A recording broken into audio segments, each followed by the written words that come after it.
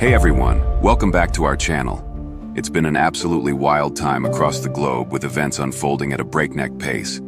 Today, we're going to dive deep into one particular story that's been making headlines. A real head-scratcher of a military gambit that has taken some very unexpected turns. Let's get started. Stick around until the end, because we'll go through the key conclusions together and look at where things may go next. It seems that Putin's calculated play in Kursk has suffered a major setback, a real backfire, if you will. For what feels like an age, Ukraine and Russia have been engaged in fierce combat over Kursk. This is a region where, back in August of 2024, Ukrainian forces managed to gain control of 450 square miles of territory. However, Russia launched a hard counteroffensive, bringing in 50,000 troops, including a massive influx of 12,000 North Korean personnel sent by Kim Jong-un, and these moves allowed them to claw back almost 40% of that captured territory.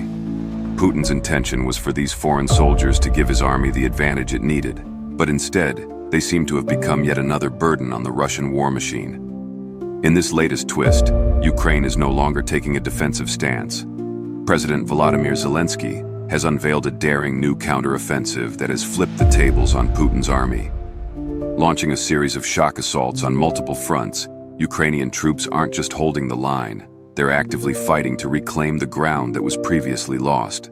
The crucial questions we need to ask are, what does this imply for the future of Kursk? What does it mean for Putin? And what will be the cost for the North Koreans who have been sent into the war zone? We will explore all of this, starting with the latest information to have emerged in the news cycle. Okay, you're going to want to stick around for the rest of this analysis because we will be breaking down all of the key points. On January 6th, CNN reported that Ukraine had spent the previous day conducting a series of counteroffensive attacks against Russian strongholds in Kursk. The reports were corroborated by Andriy Kovalenko, the head of Ukraine's Center for Countering Disinformation. He mentioned that the attacks were launched as a series of surprise assaults throughout the border region. Similar to its approach in the initial Kursk offensive back in August of 2024, Ukraine was gambling that the element of surprise would put the Russians in such disarray they would be forced to abandon territory. It seems that the strategy is yielding some positive results for Ukraine. Posting to Telegram on January 5th, Andriy Yermak, the head of the Ukrainian presidential office, offered a very simple message, stating, "Kursk region, good news. Russia is getting what it deserves." Yermak's message, which lacked any further specifics, indicates that Ukraine had achieved some notable successes in its recent counteroffensive, with Ukraine intending to press its advantage in the battles to come. The Russian Defense Ministry had a contrasting message to provide on the subject. Whereas Yermak had commended the bravery of the Ukrainian soldiers participating in the counteroffensive and had alluded to their success, Russia claimed that it had repelled the Ukrainian attackers. In a statement released by the Defense Ministry, it was stated that Russia had taken decisive action, which was supported by artillery and aviation units. That action had resulted in the destruction of the core Ukrainian forces stationed in the village of Berdan, a mere 9 miles from the Ukrainian border, that had been assembling in preparation for the offensive. The ministry claimed Russia had prevented the Ukrainian armed forces from breaking through, implying that Yermak's message on Telegram was untrue. So the question is, who exactly is telling the truth in all of this? It's tricky to tell at this stage. CNN noted that it was unable to verify any of the battlefield reports relating to the new Ukrainian counteroffensive at the time of the reports. However, the reporting from Russian bloggers might provide a deeper insight into what may have actually happened in the recent battles. CNN reported that many of these bloggers had acknowledged the battles that took place on January 5th, with reports indicating that Ukrainian forces were actively pushing northwards to enter the village of Berdyan. One of the blogs claimed that Ukraine had committed significant reserves to the new offensive in Kursk. It also noted the cunning approach that Ukraine had adopted in its counterattack, stating that, for the breakthrough, the AFU, or Armed Forces of Ukraine, covered the area with powerful radio-electronic warfare systems, hampering the work of Russia's unmanned aerial vehicles. While acknowledging that Russia's tanks and artillery were actively working against the enemy, the blog also stated that most of the battles were predominantly being fought with smaller firearms. Another of the Russian blogs reported that the fighting had started from the direction of Sudzha, with Ukraine deploying paratroopers into the area to assist their fighters. The blogger mentioned that, in this offensive, the enemy uses mine clearance trawls, tanks, and other armored vehicles. So, we can confirm that a counteroffensive is underway. The Russian blogger's use of the word breakthrough also suggests that the Ukrainians have had greater success than the Russian Defense Ministry would like the world to believe. Further information about the counteroffensive has surfaced through other outlets. In a report published by The Guardian, we saw footage of armored columns moving through snow-covered fields on their way to the village of Bolshu Soldatskoye, located to the northeast of Sudzha. This village appears to be a secondary objective for the Ukrainians, which indicates that their counteroffensive is running along multiple fronts. That possibility was confirmed by the Ukrainian General Staff, which revealed that 42 clashes took place on January 5th, with 12 of those clashes extending into the following day. The Guardian also reports that, whilst unconfirmed, Ukrainian soldiers have been reported as having entered Berdyn, as well as making inroads into the small town of Novosotnitsky. The Guardian has also confirmed that Ukraine has utilized electronic countermeasures to disable Russian drones, and that they have deployed active sappers in the Kursk region to remove Russian mines. These kinds of reports are in direct conflict with what the Russian Defense Ministry has claimed, which was that they had repelled the Ukrainian counteroffensive. And Ukraine appears to be really hammering down on the pressure. Andriy Kovalenko stated on January 5th, "In the Kursk region, the Russians are deeply concerned. They were attacked on multiple fronts, which came as a surprise to them. This goes well beyond the single attack near Berdyn that Russia has presented in an attempt to minimize the counteroffensive. Ukraine is conducting attacks in multiple areas, and the fighting is ongoing across many of them, with the possibility that they may be able to reclaim some of the territory they had previously lost. It also seems that Ukraine may be using British-made equipment in its counteroffensive." The Telegraph, in a report covering Ukraine's counteroffensive, revealed that military bloggers had suggested that the fighting was both fierce and, at times, chaotic. It was reported that amidst the armored columns that Ukraine was sending into its assaults, there were also British Challenger 2 tanks in use, according to the bloggers. The Telegraph wasn't able to confirm those specific reports. However, should they prove to be accurate, that would present Russia with a major piece of hardware they would have to deal with in the battles to come. The Challenger 2 is a real workhorse in the British Army, having seen combat in conflicts as diverse as Kosovo, Iraq, and Bosnia. The first batch of these tanks were constructed back in 1986, with the 4-person crewed tanks being among the more cutting-edge pieces of machinery to have been deployed in the conflict in Ukraine.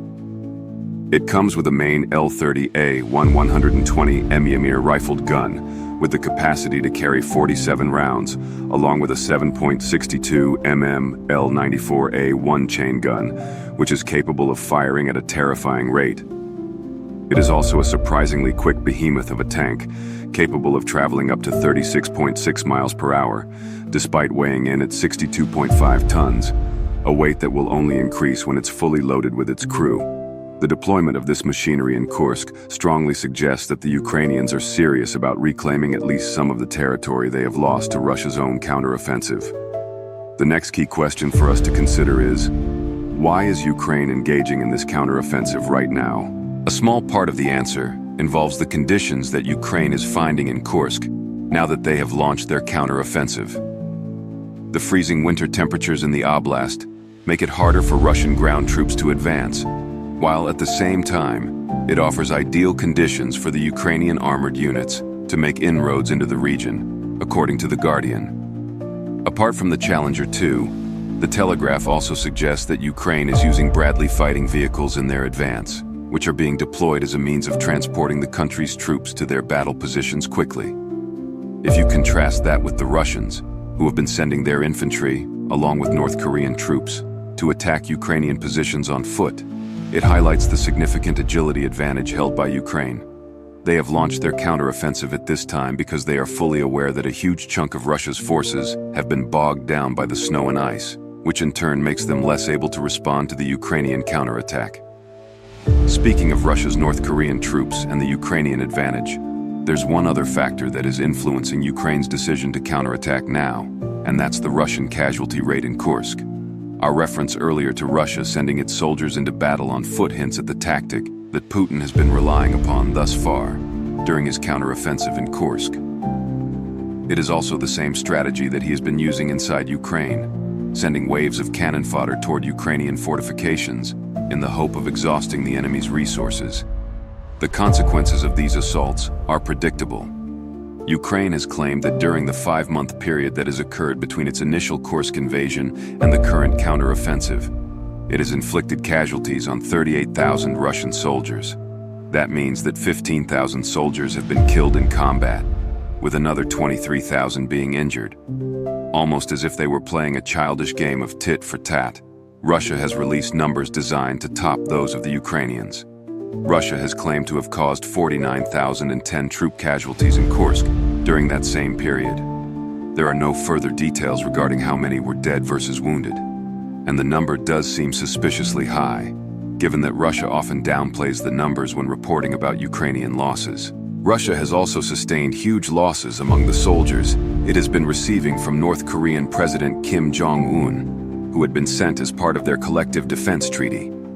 As we mentioned earlier, Kim sent an estimated 12,000 of his soldiers, many of whom were believed to be part of North Korea's elite storm corps, to Russia back in October of 2024. Zelensky reaffirmed that number in a January 2025 appearance on Lex Fridman's podcast, adding that Ukraine had killed or wounded 3,800 North Korean soldiers. That's approximately 1/3 of the entire contingent Kim has sent over, which indicates that Ukraine has enjoyed considerable success against Putin's key ally. In fact, it was reported that in the 2 days leading up to January 4th, Ukraine had managed to destroy an entire battalion comprised primarily of North Korean troops, according to Zelensky. This clearly shows that Kim's troops are sustaining huge losses. Why is all of this so important when discussing the context of Ukraine's Kursk counteroffensive? The answer is simple. It all comes down to numbers. Ukraine has been steadily chipping away at the 50,000-strong Russian force that was sent into Kursk in order to reclaim the territory. That tenacious defense has served to weaken Russia as a fighting force. With fewer troops available for an offensive, the pressure exerted by Russia may be waning, which has in turn created an opening for Ukraine to launch counterattacks.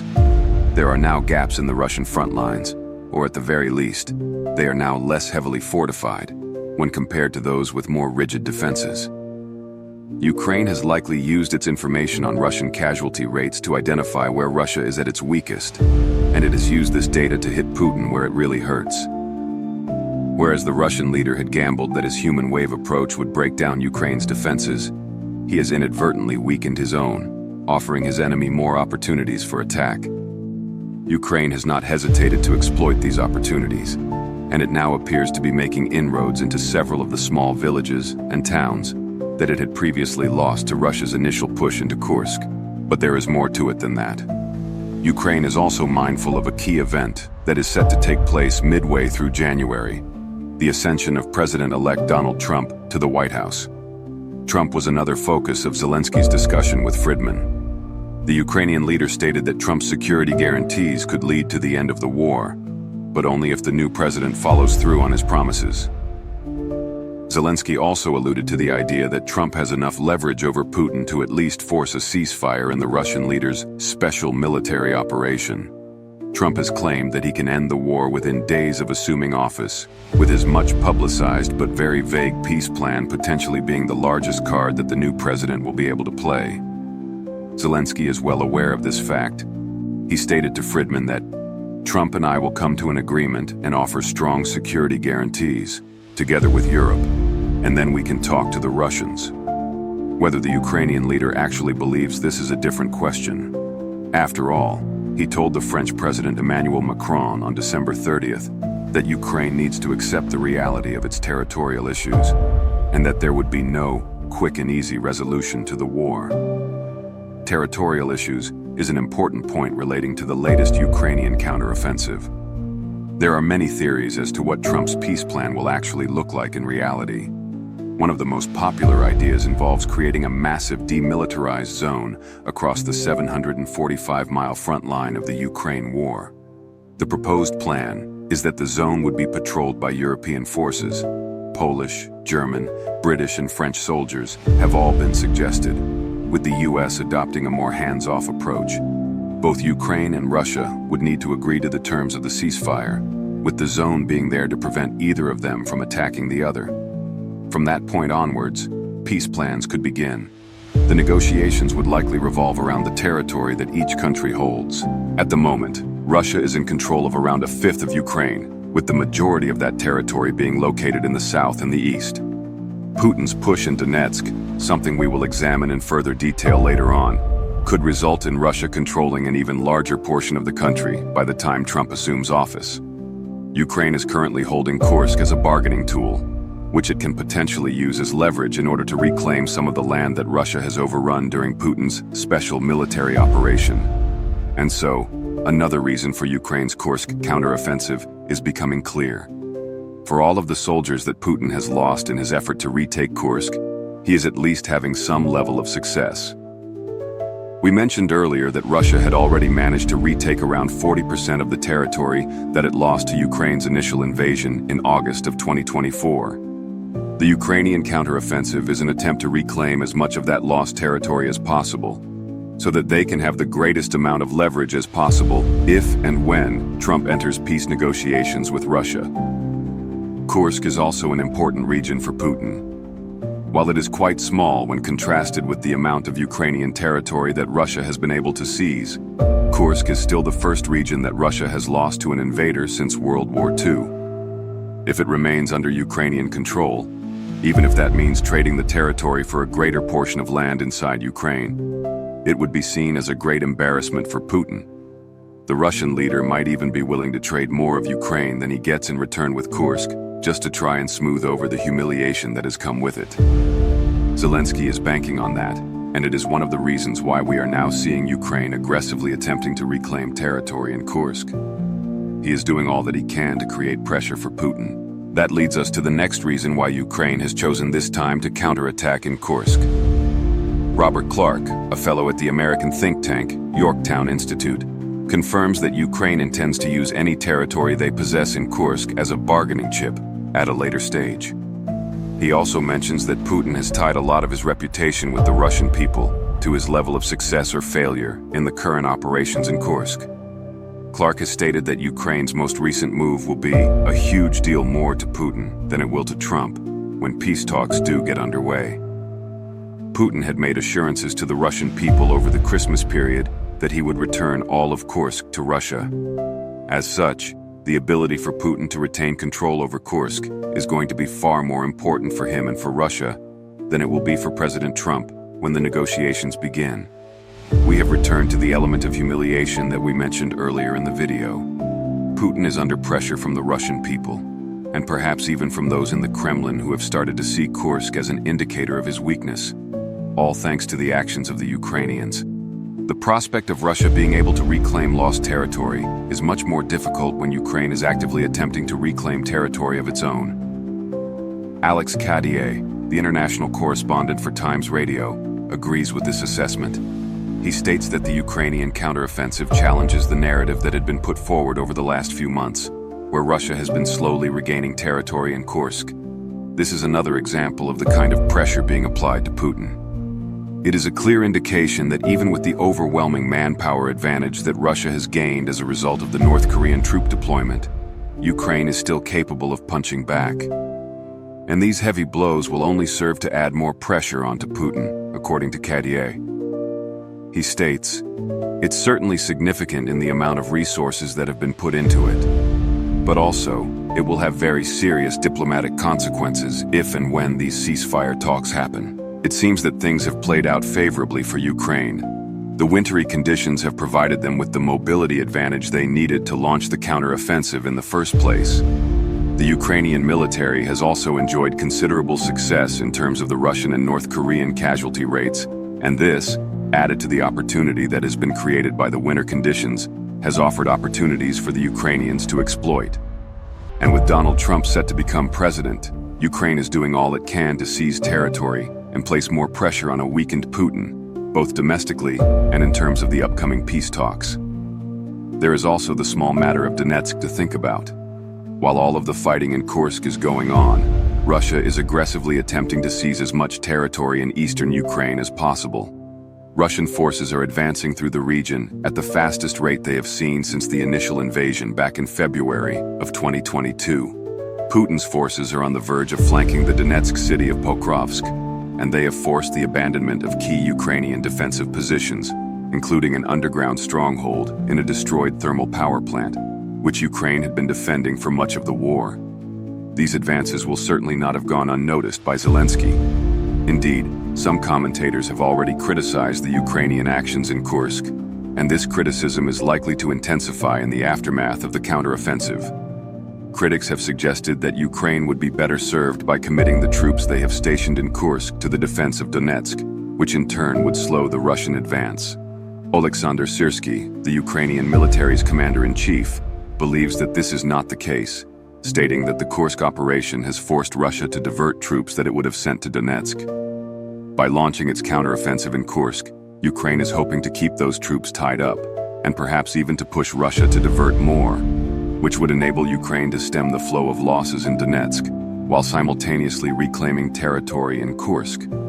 The primary question now is, will Ukraine's Kursk counteroffensive actually succeed?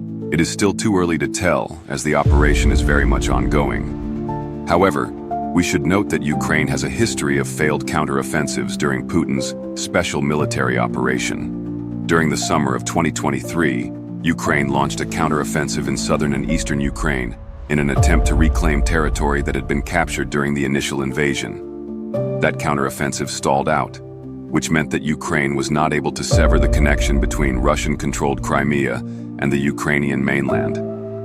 Could this current counteroffensive in Kursk suffer the same fate? It's certainly a possibility, even though the conditions are very different. During the summer of 2023, Ukraine spent several months building up the manpower and weaponry that it required to launch its counteroffensive. This gave Russia sufficient time to prepare, and Putin's forces were able to establish layered defenses along the front line. They were able to set up trenches and minefields in strategic locations, all of which succeeded in slowing the Ukrainian attack to a crawl, which allowed Russia to mostly defend the captured territory. That's not how things are playing out during the current Kursk counteroffensive. This time around, Ukraine has launched surprise assaults. It is still targeting multiple points along the front line, as it did in the summer of 2023. But this time around, it is doing so without giving the Russian forces the chance to prepare themselves for the attack.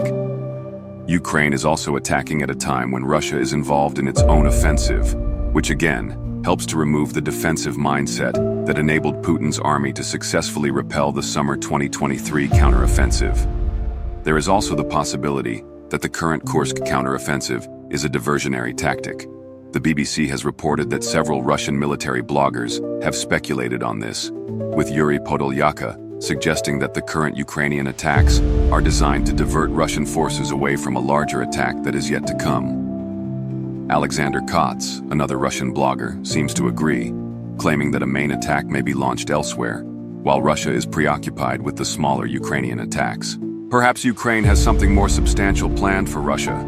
If this is the case, it sheds a new light on Russia's claims of having quelled at least parts of the Ukrainian counteroffensive. Perhaps Russia was meant to have deflected those smaller attacks. Ukraine may be testing the waters and inflicting casualties along the way, as they prepare for a more significant push against a weakening Russia in Kursk. That remains to be seen. For the moment, we would like to hear your opinions on the Ukrainian Kursk counteroffensive. Is this the last-ditch attempt by Ukraine to hold on to land before Trump is sworn in as president? Is a larger Ukrainian attack on the horizon? Be sure to share your thoughts in the comments below. Before we go, we'd be incredibly grateful if you could hit the like button and subscribe to our channel. Your support makes a huge difference for us and helps us keep bringing you the latest updates and analysis. Also, drop a comment and let us know where you're watching from. We always enjoy seeing where our viewers are. Remember to stick around, because we're about to share our key conclusions on this conflict and what we see as the next major events to come. Thank you for watching this video. Now be sure to go check out one of our other videos. May we suggest Ukraine's masterstroke, Russian Kalino Air Base totally obliterated, or click this other video instead.